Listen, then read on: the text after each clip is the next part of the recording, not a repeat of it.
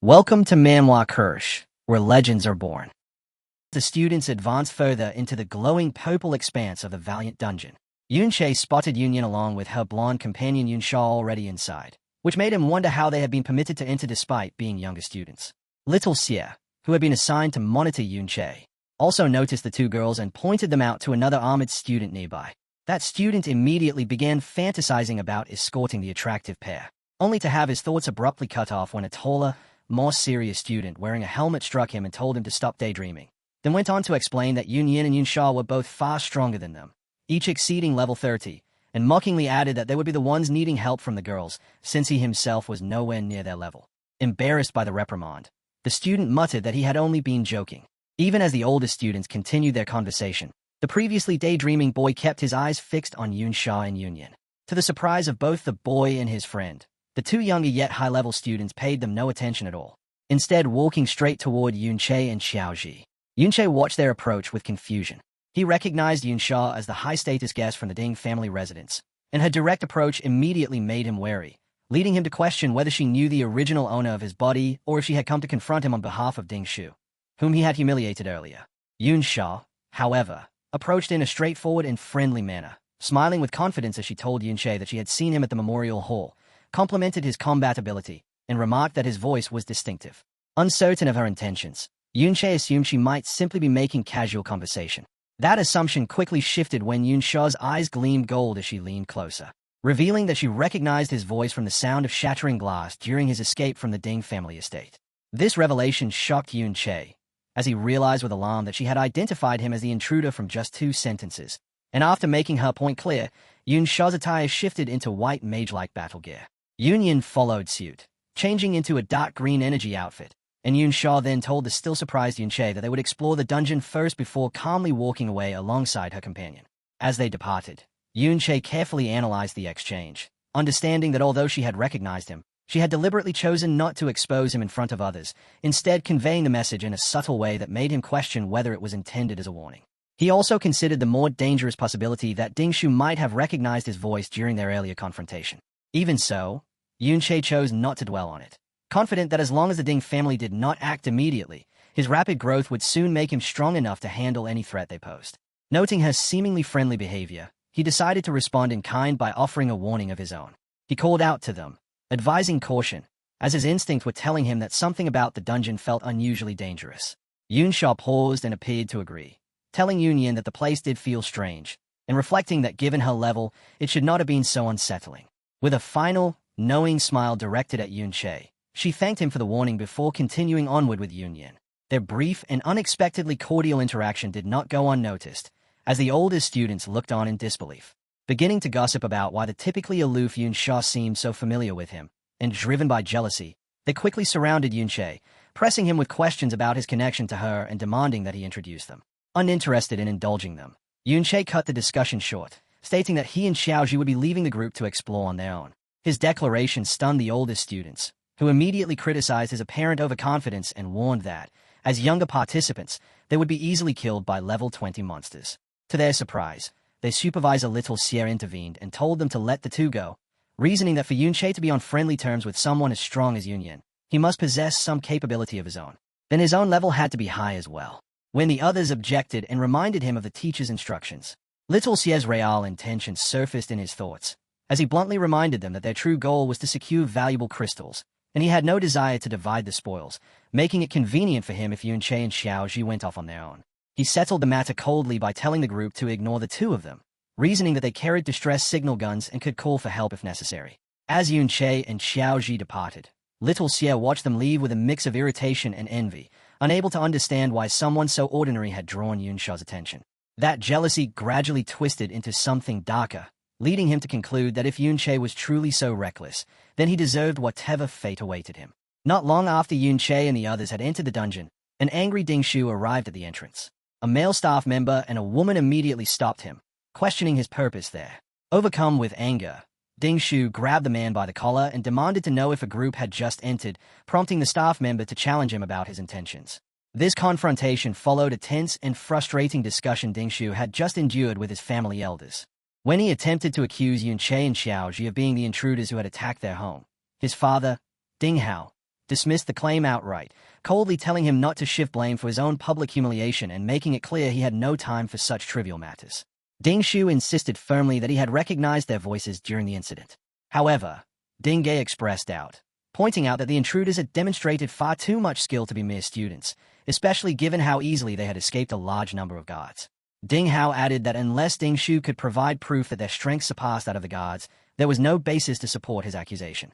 The family head, Ding Don, then curtly ordered him to leave, making it clear they had more important matters to attend to, and with no backing from his family, Dingshu was forced to take matters into his own hands.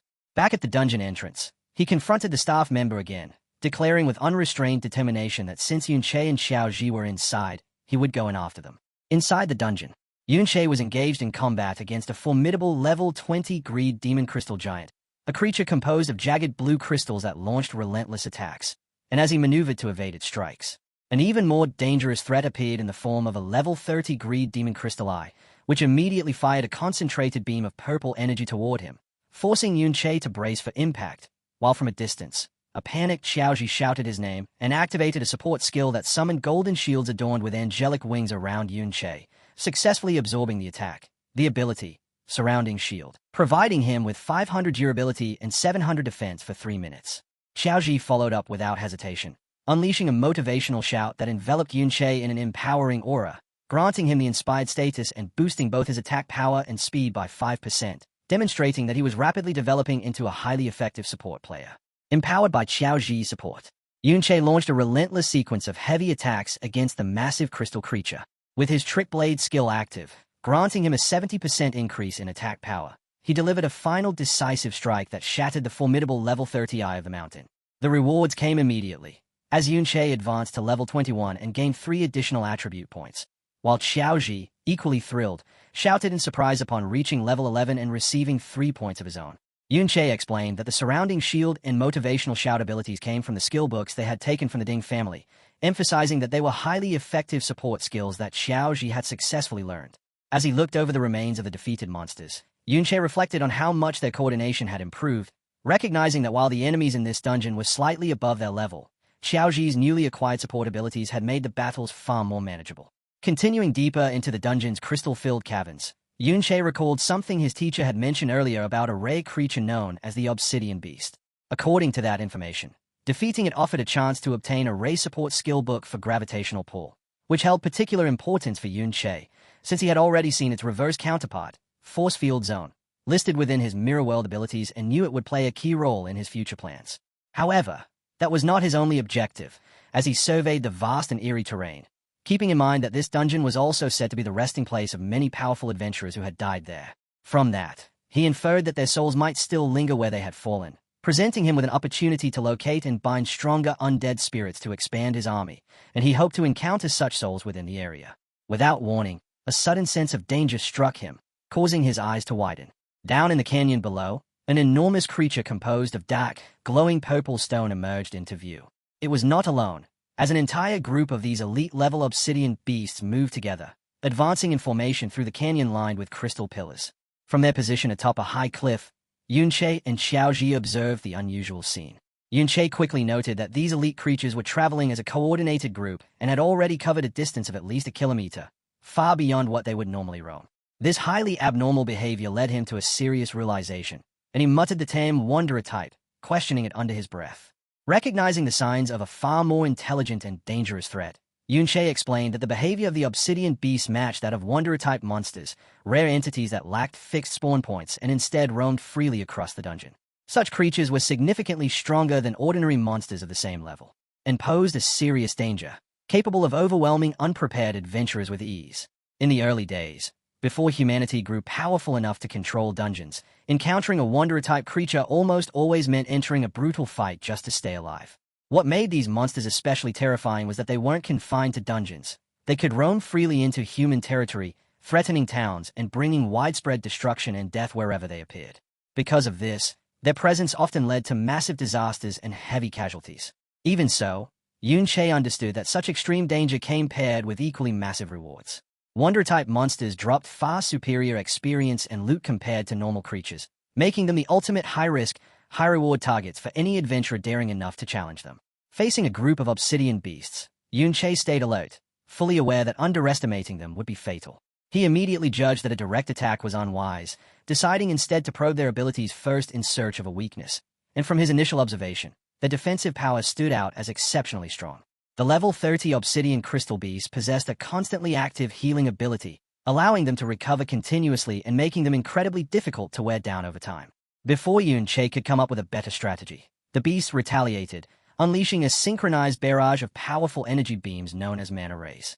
Relying on his speed, Yunche twisted and darted through the dense network of attacks, aided by the wing shields he had summoned to protect himself. However, the sheer number and frequency of the attacks overwhelmed even him, and eventually one beam struck his back, drawing blood and sending a sharp surge of pain through his body, making it clear that speed alone couldn't evade everything. A quick glance at his health bar confirmed the severity of the situation, as his HP had dropped significantly, reminding him that his current body lacked both durability and defense, and that without Xiaoji's protective shield, that single hit would have caused far worse damage. Recognizing his limitations, Yunche immediately shifted tactics and summoned his undead army, a group of eerie skeletons burning with green flames, ordering them to hold back the obsidian beasts. But the gap in strength was overwhelming, as the elite monsters tore through the skeletons with ease, their health bars falling rapidly, forcing Yunche to admit with frustration that even his undead forces couldn't hold the line. So he chose to retreat strategically, noting at least that the powerful beast moved relatively slowly, buying him some time. He clearly understood that his low health and weak defenses were flaws that couldn't be fixed in the short term. With that in mind, Yunche concluded that defeating the beast would require relying on Xiaoji's defensive abilities, but for that plan to work, Xiaoji needed to grow stronger. So he turned to him and laid out the strategy to first hunt regular monsters and build up their strength. They then headed toward an area filled with weaker enemies, where Yunche pointed out a group he had noticed earlier, explaining that they would be ideal for helping Xiaoji level up quickly. In group combat, the shield bearer serves as the core of the team's defense, taking on incoming damage so that other classes can stay protected and attack safely from a distance. Following Yunche's earlier suggestion to aim for S rank, Xiaoji had been allocating every new stat point into defense, and this focus build, combined with the armor they had taken from the Ding family guards, was now proving its worth, as Xiaoji had developed the essential durability of a true shield bearer, allowing him to block attack from level 20 monsters with ease while only suffering minimal damage. Under Yunche's guidance, Xiaoji began training seriously, working to fully grasp and perform his role as a shield bearer. From a distance, Yunche called out instructions, explaining the fundamentals of a solid defensive stance, how to shift weight properly, stabilize the body, and angle the shield to meet incoming strikes.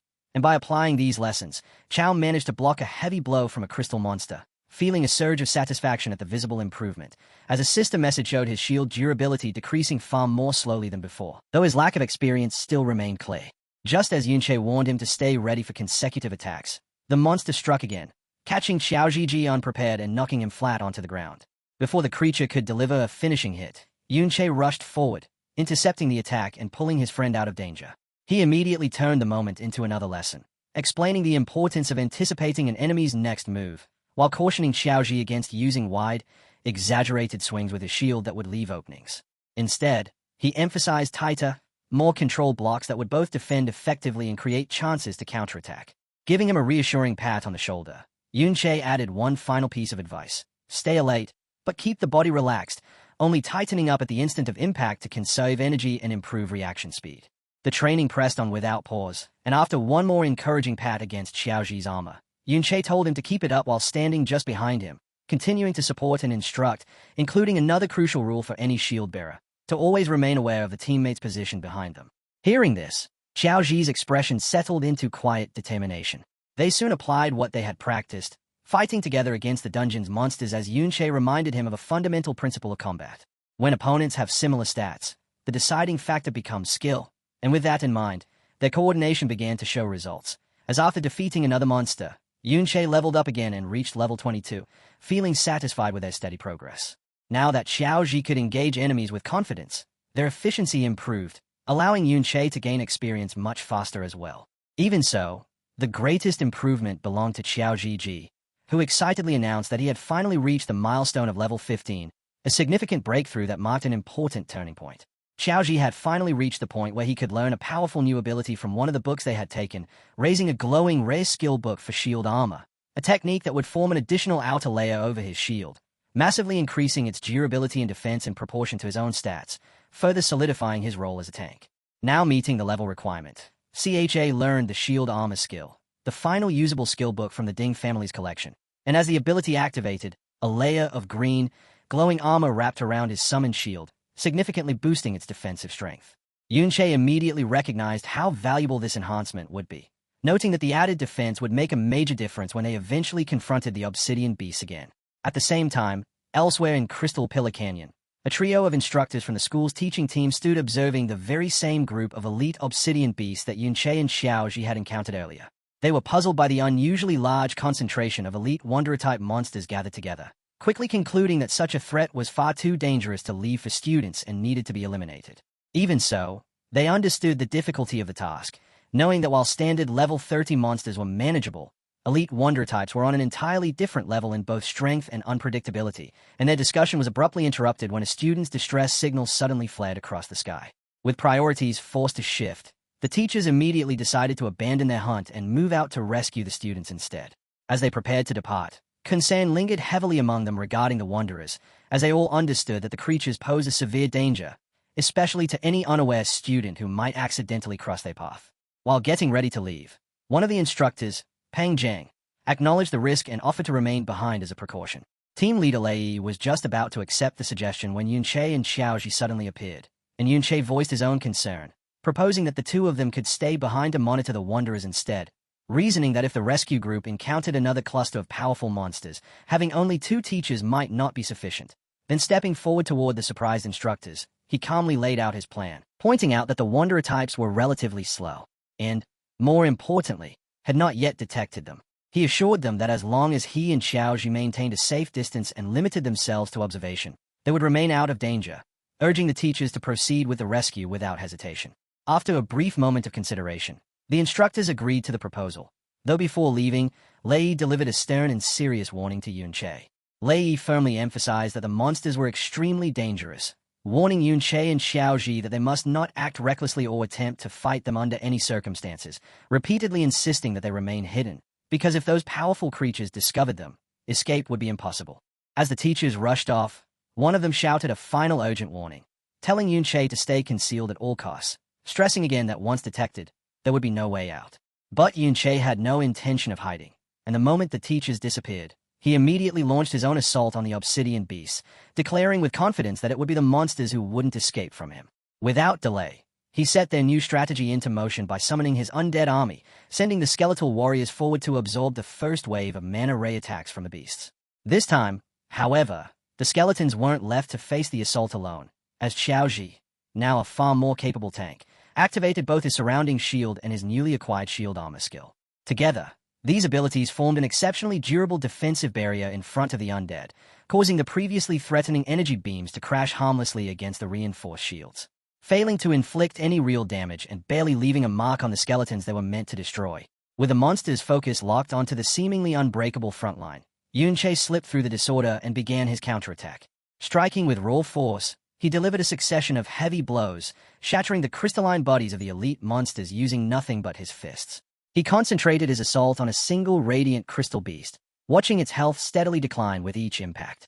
Then, with one precise and decisive strike, he shattered the creature's core, bringing the level 30 monster down as it collapsed and released a beam of light, signaling the drop of valuable loot. After defeating one of the powerful Wanderer-type enemies, Yunche felt a sense of satisfaction, noticing how much more natural he had become with his current support class. He seamlessly combined his own offensive strikes with Xiaoji's defensive support and the pressure from his undead army, yet he remained aware that his present strength still fell far short of what he once possessed in his previous life, since even though his reverse skills greatly amplified his attack power, he was still limited by the inherently low base damage of a support class, leaving him wishing for a way to further increase his raw output. He then considered the additional gains from the fight, including the titles he had earned for defeating such powerful enemies. The victory had also granted him another level, and he couldn't help but appreciate just how much experience these rare elite monsters provided. As he approached the fallen creature to collect its drops, a system message confirmed that he had successfully obtained the valuable rewards. Looking over the loot from the defeated beast, Yunche's eyes widened in clear surprise. What he obtained was a powerful weapon with high attack, a massive, glowing pink crystal longsword that granted an enormous plus 552 boost to his attack power. A slow smile spread across his face as he realized this weapon perfectly solved his problem, since it more than compensated for the naturally low base attack of his class, and as he equipped it, the blade transformed in his grip into a larger, more menacing form crackling with dark purple energy, filling him with confidence that future battles would become far easier. However, his fortune wasn't flawless, as when he examined the other drop, a skill book, he felt a hint of disappointment upon seeing that it wasn't the specific gravitational pull ability he had hoped for, leading him to conclude that the drop rate for that particular skill must be quite low. Standing at the edge of the cliff, wishing for better luck and another opportunity to hunt high-reward wanderer monsters, his thoughts were suddenly interrupted when a bright, firework-like red flare burst across the distant sky, instantly drawing his attention. Yunche immediately recognized the signal, understanding that it wasn't an ordinary distress flare but a special one used only by the school's teacher teams, meaning they were in serious danger. The instructors, who had responded to what they believed was a student's call for help, had instead walked into a dire situation, discovering a massive gathering of elite wanderer-type monsters clustered around a single cave entrance. They couldn't make sense of why so many powerful creatures had assembled in one place. Not long after, Yunche, Xiaoji, Yunsha, and Yunyan arrived at the scene, equally puzzled by the overwhelming number of monsters gathered there. One of the teachers explained that they had only just reached the area after spotting the signal and still didn't fully understand what was happening. He gestured toward the cave, stating that the distress signal was coming from within, which meant the students they had come to rescue were likely trapped inside. Another instructor described the grim situation more clearly, explaining that although they were trying to organize a rescue, the sheer size of the monster group made it impossible, as even with all the teachers present, they lacked the numbers needed to break through. Upon noticing the arrival of the powerful Yunsha and Yunyan, one of the teachers turned to them for assistance, expressing that their help would make a significant difference in the rescue effort. Without any hesitation, Yunsha agreed to the request, stating that saving fellow students was their responsibility. She immediately assumed command of the situation, summoning a radiant, star-shaped magical artifact, and casting a powerful area-enhancing spell known as Starlight Mystic Art. The spell spread across both teachers and students, bathing them in a golden radiance that sharply boosted their spirit and attack power, and the sheer intensity of the enhancement left those who recognized it stunned, realizing it was at least an epic-tier skill. With her ally strengthened, Yunsha shifted her focus to the monsters and unleashed a powerful offensive technique, gravitational pressure, crushing a wide area of the gathered wanderer beasts under its force. At the same moment, Yunyan entered the battle, executing her own lethal move, Hidden Thorn, which instantly destroyed a level 30 radiant crystal spike and displayed her overwhelming strength. The combined force of their attacks was astonishing, leaving the surrounding students and teachers in awe as the once overwhelming monster group was wiped out, prompting one student to remark that with such power on their side, rescuing those trapped should now be possible, while openly praising the incredible strength of Yunsha and Yunyan. And as Yunche observed this display, he was deeply impressed, noting that not only was their equipment of the highest quality, but their skills matched it, leading him to conclude that with their support, the rescue would succeed smoothly even without his involvement. With the immediate threat eliminated, Yunche's thoughts shifted to the larger mystery, and as the rescue team advanced toward the cave, he questioned what could have drawn so many powerful wanderer-type monsters to gather in that single location.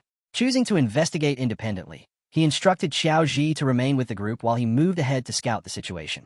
Activating his newly enhanced ability, Mirror Walk, Yunche phased out of reality and stepped into the parallel mirror dimension. Taking in the strange purple-toned environment, he realized that the dungeon's crystalline structure provided countless reflective surfaces, allowing him to access the mirror world whenever he wished. At the same time, he was aware of the ability's limitations, as he still didn't know how to exit the dimension at will, recalling how he had previously been forcibly ejected when the timer expired during his raid on the Ding family's residence and had been unable to re-enter immediately afterward. As he moved through the mirrored version of the cave, passing the intangible phantom forms of other adventurers, he noticed something unusual. While people appeared as ghostly projections, the monsters were entirely absent. Looking more carefully, he discovered that the bodies of monsters he had previously killed existed here as physical entities. From this, he deduced an important rule of his ability, that aside from himself, living beings did not possess physical forms in the mirror dimension, while only the dead remained tangible. Moving quietly and unseen within this space, Yunche followed the phantom traces of the other adventurers deeper into the cave, soon recognizing them as a group of senior students, including the one known as Little Xia, and he inferred that they were likely responsible for attracting the massive group of wanderer monsters before becoming overwhelmed and sending out the distress signal. From his position, Yunche could see that the group was using the cave's narrow passage to hold their line, a strategy that would keep them safe for a while. Yet the real question still lingered. What inside this cave could possibly draw so many powerful creatures together? He continued forward, venturing deeper into the mirrored version of the cave to investigate. Though the maze of crystal reflections made navigation difficult, with countless mirrored surfaces distorting distance and direction. Then he suddenly stopped, his body going still as his eyes widened in shock and disbelief at something entirely unexpected, something that should not exist in a place like this. As he pushed further in, Yunche finally saw it clearly. The dungeon's true treasure, a massive vein of rare glowing green crystal ore. And in that moment, he understood why Little Sierra and his group had taken such a risk to come here. Dungeons often contained unique resources unavailable in the outside world. Materials used to forge powerful and one-of-a-kind equipment. These green crystals were one such resource, far more valuable than gold. When he examined one of the crystals, a system message appeared, identifying it as mirror image crystal or in confirming that he could collect it and bring it out of the mirror dimension, while also presenting an option that read, return to the real world from here. This discovery immediately struck him as extremely important. To test his assumption, he reached for a different, ordinary blue crystal and received the exact same message. A slow, knowing smile formed as he grasped the full implication of his ability, realizing that any reflective surface could serve as an exit point, allowing him to return to the real world whenever he chose. Walking among the luminous green crystals, Yunche bent down and collected a piece of the valuable ore. He reflected briefly on his upgraded skill, aware that its full potential was still far from understood and that he would need the right opportunity to study it in detail. But for now, he chose to focus on examining the vast crystal vein before him.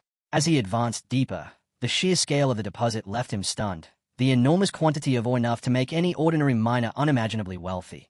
And at last, the mystery was resolved. This treasure was a reason so many powerful Wanderer-type monsters had gathered at the cave entrance, drawn to it and likely acting as its guardians. Meanwhile, in the real world, the rescue effort continued, with Yunsha repeatedly casting powerful spells like gravitational pressure to crush the Wanderer monsters, while Yunyan followed closely behind, unleashing her deadly dual blade dance to cut down the remaining enemies.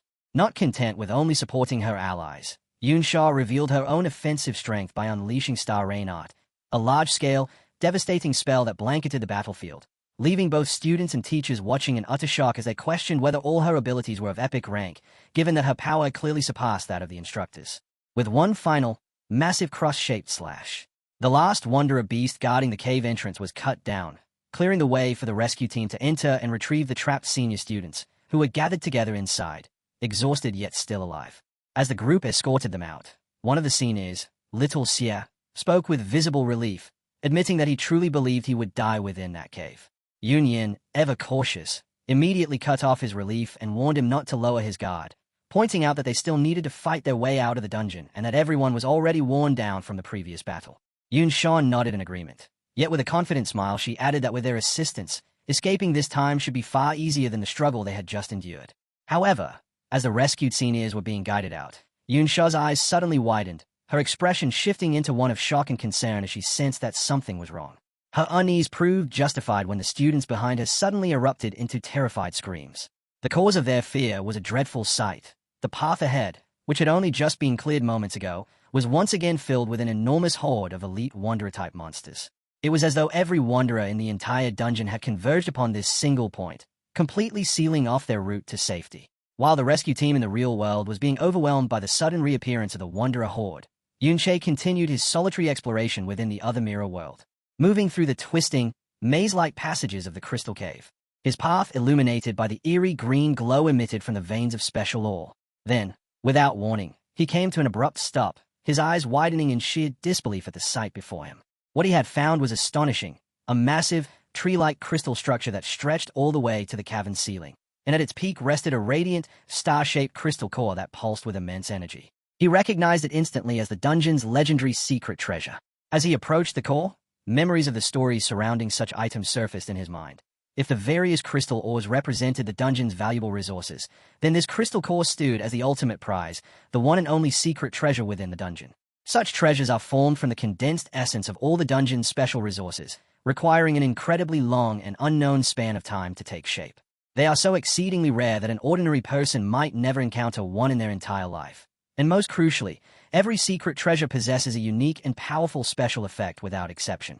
As Yunche extended his hand toward the glowing object, he understood he had discovered the true heart of the Valiant Dungeon, and with a pleased smile he reached for the green crystal core, prompting a system window to appear that identified it as the Mirror Image Crystal Core, a unique quality secret treasure which, upon use, would permanently grant plus 110 stamina, plus 0.5 mana recovery speed, and a 20% reduction in damage from light and electric types, while the description also clarified that this was merely a copy of the true secret treasure.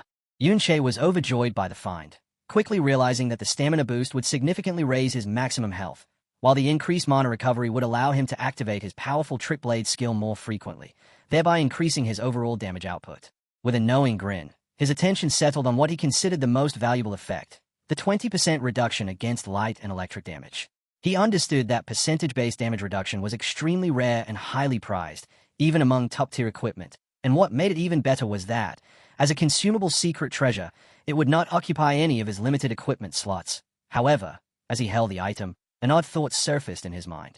He reasoned that just as the crystal ores had drawn in wanderer monsters, a secret treasure of this magnitude should logically be guarded by a creature far stronger than any wanderer he had encountered. So choosing not to linger, he prepared to either use the treasure immediately or leave, prompting a system window to present two options: store it for later or use it now. And just as he moved to select use, another message appeared, revealing an unexpected rule that either taking or using the item would consume 10 minutes of his remaining mirror walk time, catching him off guard. Meanwhile, back in the real world, just as the rescued students began to feel a trace of relief, a deep and forceful rumble suddenly shook the entire cave, causing both teachers and students to look upward in fear. And even the formidable Yun Sha and Yun Yin stood frozen, their faces filled with shock and alarm. From behind the massive crystal formations, a new and overwhelming threat emerged. It was a gigantic monster, far larger and more menacing than the wanderer beast they had just battled, its body crackling with dark purple energy and dwarfing everything in the cavern, making the grim reality immediately clear to the group. They had encountered the Lord of the Wanderer species, a powerful hidden boss within the dungeon. Both teachers and students instantly grasped how dire their situation had become, as they now faced a wandering lord, a rare hidden boss that existed separately from the dungeon's main boss, a creature far stronger than any standard boss. And this one, accompanied by its vast army of elite followers, stood as an enemy they had no hope of defeating. Panic began to ripple through the group as one student cried out in terror, insisting that wandering lords were only supposed to appear in high-level dungeons, and as fear spread from one person to another, hope quickly crumbled, with many starting to believe they were all about to die, just as the situation teetered on the edge of collapse. Yun Sha's steady and commanding voice cut cleanly through the chaos, ordering everyone to calm themselves, and reminding them that their top priority was to cooperate if they wanted any chance of escaping alive. Taking charge without hesitation, she pointed toward a narrow canyon and declared it to be their only path out of the basin where they were trapped. She then laid out a straightforward plan, explaining that if they could break through the monsters blocking their way and exit the basin, their superior speed would allow them to put distance between themselves and the enemy and escape. With one final shout to rally their spirits, she activated her powerful Starlight Mystic Art once more to enhance the entire group, then commanded everyone to stop holding back and push forward with everything they had toward the canyon exit. Motivated by Yun Sha's leadership, the head of the teaching team, Li, sprang into action, declaring that no matter what, they had to ensure the students got out safely, and as he spoke, he activated his light refracting shield. He announced that the teachers would rotate in leading the charge, with him taking the first turn, before charging straight into the swarm of monsters to carve out a path. The remaining teachers and students followed closely behind, their combined attacks forming a powerful forward surge. Support class members continuously cast healing and defensive spells onto the frontline fighters, ensuring they could keep advancing without stopping. Hemmed in from every direction, the group tightened into a defensive formation, and step by step, they forced their way toward the canyon exit as the teachers urged them to endure. Just as it seemed they might finally break through, the massive Wandering Lord intervened, releasing a thunderous roar that activated a skill known as Battle Cry Rally. In response, the ordinary crystal monsters scattered throughout the dungeon, which had remained inactive until now, suddenly stirred, and began advancing toward the basin, flooding into the canyon. Their overwhelming numbers forming what looked like an endless tide of reinforcements that completely encircled the trapped rescue team, leaving both students and teachers staring in dismay as their escape route was sealed by thousands of newly arrived enemies, unable to comprehend where they had all come from. As if the situation were not already dire enough, the massive Wandering Lord unleashed another ability called Crystal Aura, enveloping all nearby monsters in a vast red glow that amplified their strength, granting a significant 20% boost to their health, attack power, and defense. The students holding the front line were immediately overwhelmed, crying out in shock at the sudden surge in the monster's attack power. The empowered enemy forces claimed their first casualty almost instantly, as a teacher was struck through by multiple energy beams. shouting that the damage was too great to heal before he was completely overwhelmed and killed by the relentless assault. A nearby student cried out in horror, shouting that a teacher had been killed, and his panic once again threatened to tear the group apart. Yunsha seized control without hesitation, ordering the shield guards to move to the front and form a solid defensive line while instructing the priest to concentrate all healing on the shield bearers to keep them from collapsing.